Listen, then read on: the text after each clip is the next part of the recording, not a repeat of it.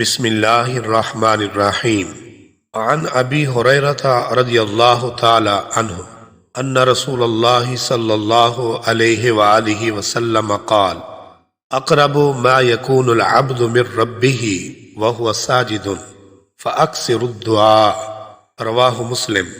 حضرت سیدنا ابو ہریرہ رضی اللہ تعالی عنہ روایت کرتے ہیں کہ حضور رسول اکرم صلی اللہ علیہ وآلہ وسلم نے ارشاد فرمایا، بندہ سجدے کی حالت میں اپنے رب سے بہت قریب ہوتا ہے، اس لیے تم سجدے میں بکثرت دعا کیا کرو۔ ناظرین، یوں تو عبادات میں ہر عمل قرب الہی کا ذریعہ ہے، تاہم باقی حالتوں کی نسبت سجدے میں بندہ رب کے زیادہ قریب ہوتا ہے۔ بندہ رب کے جتنا قریب ہوتا ہے اتنا ہی اسے اللہ عز و جل کی رضا اور عطائیں نصیب ہوتی ہیں۔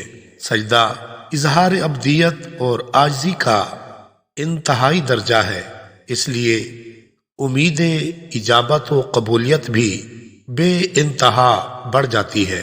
ناظرین، یاد رہے کہ طویل قیام و سجود انفرادی نماز میں کیے جائیں۔ ائمہ کرام ہمہ قسم مقتدیوں کی رعایت فرمائیں اور میانہ روی سے کام لیں۔